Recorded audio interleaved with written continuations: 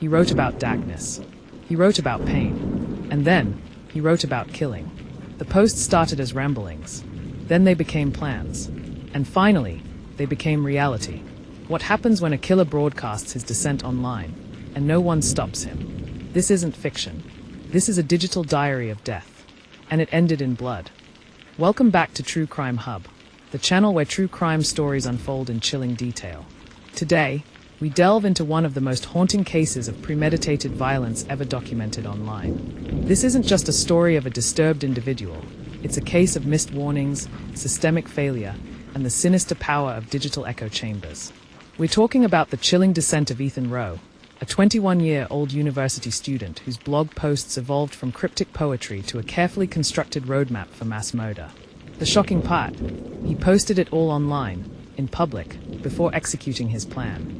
Over the next hour and a half, we will trace Ethan's life, his psychological spiral, the overlooked clues, the victims he targeted, the aftermath of the attack, and the legacy of fear and reform his crimes left behind. This episode is longer, darker, and more complex than most. So settle in. This is the story of a digital manifesto. A killer who typed every thought, every plan, and every regret before pulling the trigger. Ethan Rowe was the kind of student universities dream about. Tall, lean, sharp-jawed, and articulate. An English major at Lakeside University in Vermont, he carried a GPA of 3.92, participated in poetry slams, and edited the campus literary magazine, The Inland Mirror. He had no criminal record, no history of violence, and was a quiet presence in class. Professors described him as insightful, serious, and emotionally intelligent. But behind his wire-rimmed glasses and notebooks filled with T.S. Eliot and Baudelaire, Ethan hid a festering darkness. On April 12, 2024, Ethan posted the following entry on a blog buried deep within a web of pseudonyms and hidden links. Every day I sit in class with wolves. They wear the skin of sheep and laugh like angels. But I see their teeth. His entries were poetic at first, obscure and philosophical. But when reread after the attack, each post was like a ticking clock, a breadcrumb on a trail leading to horror. Friends noticed something off, but no one suspected danger. One former roommate, Joel Patrick, later told investigators. He was just intense. Like he was always staring into a void I couldn't see. But I figured he was just a deep thinker. Never in a million years did I think he was planning a massacre. As spring arrived, Ethan withdrew further into isolation. He stopped attending group projects. He declined social invites. But his blog, his secret life, only intensified. Blog entry, April 19th, 2024. They say genius is madness not yet understood. Let them understand me through blood. Ethan's blog was called Lucid Oblivion. Hosted on a fringe blogging platform used primarily for horror writers, it attracted a small but growing audience. His username was Doginglass, a reference to a hallucination he described in an early entry. The blog began as melancholic prose, discussions of Nietzsche and existential despair, short stories about ghost-like boys lost in shadow cities, rants against conformity and societal expectations. But gradually, the tone changed. Ethan began to describe dreams he had, about bringing guns to school, about watching people scatter and scream, about seeing his own face on the news. One alarming post dated May 3rd, 2024, reads, "Every morning, I run simulations in my head. How many steps from the library to the Union Hall? How many seconds before the first scream? How long until the first body drops? I think I'm close to perfection." Readers commented, some with concern. "Hey man, are you okay? These are really dark." Others egged him on. "You should go full Joker with this. Write your legacy in blood." Moderators of the site later admitted the blog fell through algorithmic cracks, too vague to flag as a threat, too poetic to be taken as literal. Meanwhile, Ethan was researching weapons, forums, diagrams, surveillance footage, campus security schedules.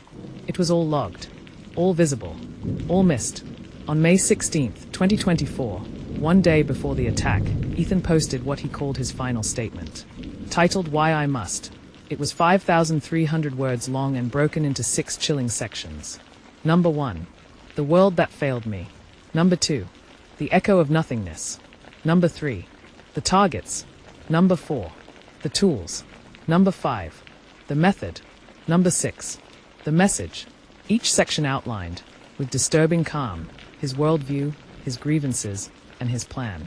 He named professors he hated, students he envied, girls who ignored him. He blamed the education system, capitalism, religion, even popular culture. I am not a product of mental illness. I am a mirror. I am the consequence of a world that eats its quiet children. The post ended with a final image, a timer counting down. Beneath it, the words, "I will not be ignored anymore. Tomorrow, I become art." One user, alarmed by the detail, tried contacting the site's administration, but it was already past midnight. At 9:46 a.m. the next day, the shooting began. It began with a fire alarm. Students poured out of the humanities building thinking it was a drill. Then came the first shots. Ethan had parked his car in the faculty lot earlier that morning. Inside it, he left a flash drive, a suicide note, and his laptop, all wiped except for the manifesto. Armed with a modified hunting rifle, a handgun, and 2 homemade explosives, he entered the student union through the rear service door.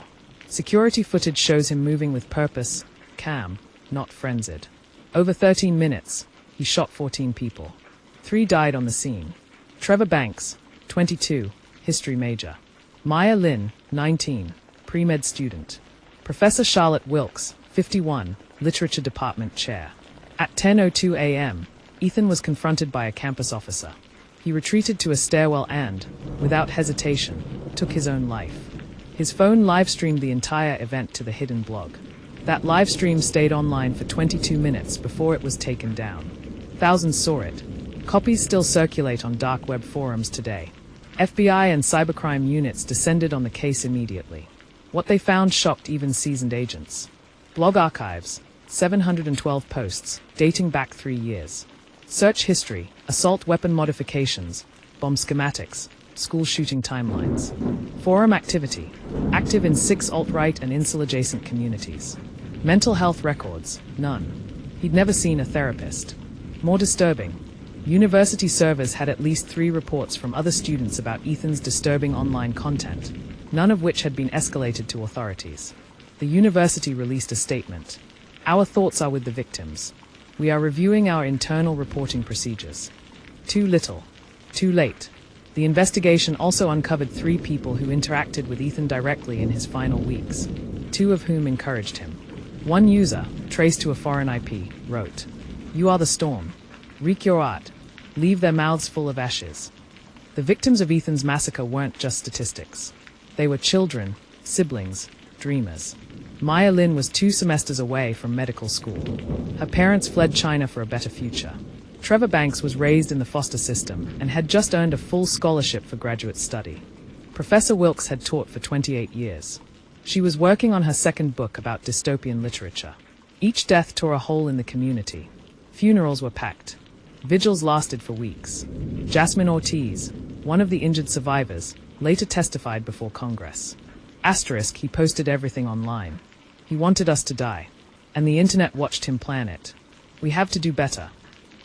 Ethan's story is one of profound warning, of how modern technology can become a breeding ground for rage, delusion, and destruction. Since the tragedy, Lakeside University implemented AI detection tools for online threats, anonymous reporting systems, mandatory mental health training for staff. Congress introduced the Digital Red Flag Act, allowing faster investigation of flagged threats. Still, experts worry. The line between fiction and threat is blurrier than ever. And for every Ethan, there may be 5 more still writing. If you're troubled by what you've heard, don't stay silent. If you see something, a post, a message, a blog, report it. Follow up. Be relentless. And if you're struggling, you are not alone. Talk to someone. Reach out. There is hope. This has been True Crime Hub. Subscribe for more real cases that expose the dangers lurking behind the screens we stare at every day. Stay safe. Stay aware. Stay connected.